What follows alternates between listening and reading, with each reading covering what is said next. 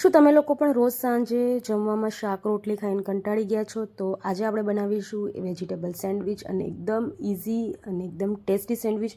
આ સેન્ડવિચ તમે ડિનરમાં પણ બનાવી શકો, બાળકોને લંચ બોક્સમાં પણ આપી શકો છો અને ખૂબ જ ટેસ્ટી આ સેન્ડવિચ બનીને રેડી થાય છે. તો ચાલો રેસીપી શરૂ કરીએ. સેન્ડવિચ બનાવવા માટે સૌથી પહેલાં આપણે બધાય શાકને સમારી લેશું તો આપણી સેન્ડવિચ ફટાફટ અને બહુ જલ્દી બની જશે. તો સૌથી પહેલાં આપણે અહીંયા ગાજરને ખમણી લીધા છે, કોબીને આપણે એકદમ ઝીણી સમારી લીધી છે, સાથે આપણે અહીંયા ડુંગળી, મકાઈના દાણા, કેપ્સિકમ, કાકડી, ટમેટાં બધી વસ્તુ આપણે એમાં એડ કરી લઈશું. તો શાક તમને જે ગમતા હોય તમે એડ કરી શકો છો. શાક તમે તમારા હિસાબે ઘટવધ પણ કરી શકો છો. હવે અહીંયા પનીર છે જેને મેં ખમણી લીધું છે, પનીર આપણે એમાં એડ કરીશું. થોડીક આપણે એમાં કોથમીર એડ કરીશું.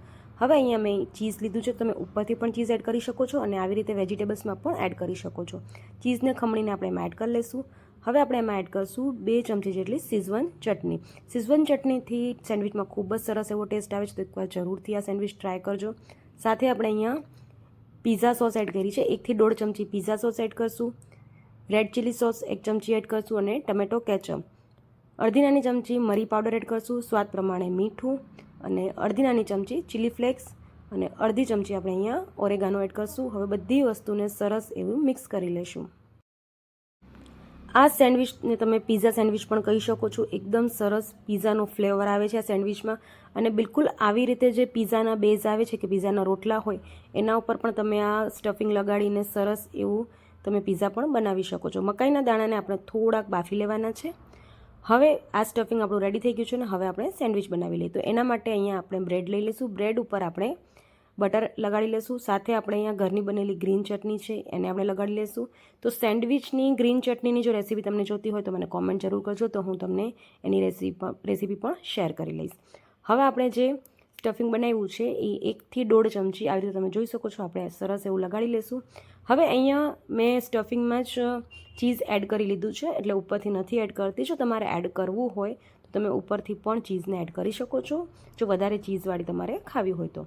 હવે ઉપરની જે બ્રેડ છે એના ઉપર પણ આપણે બટર અને ગ્રીન ચટણી લગાડી લઈશું.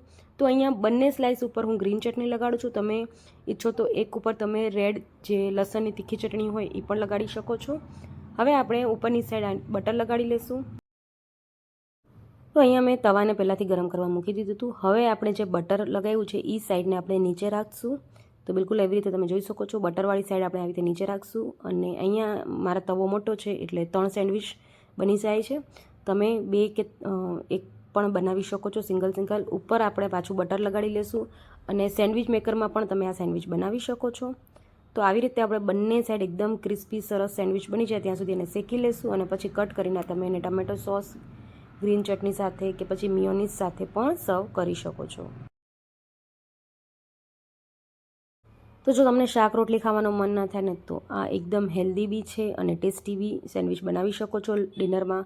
સાથે બાળકોને જો લંચ બોક્સમાં પણ તમે આ સેન્ડવિચ આપી શકો છો. જો બાળકો વેજીટેબલ ન ખાતા હોય તો બિલકુલ આવી રીતે તમે એને સેન્ડવિચ બનાવીને આપો તો બાળકો આરામથી વેજીટેબલ્સ બધાય ખાઈ લે.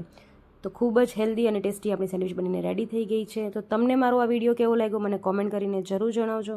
અને હા, વિડીયો ગમ્યો હોય તો વિડીયોને લાઇક અને શેર કરી લેજો. મારી ચેનલમાં પહેલી વાર આવ્યા છો તો ચેનલને સબસ્ક્રાઈબ કરી લેજો. તો ચાલો હવે મળશું નેક્સ્ટ વિડીયોમાં નવી રેસીપી સાથે. જય શ્રી કૃષ્ણ.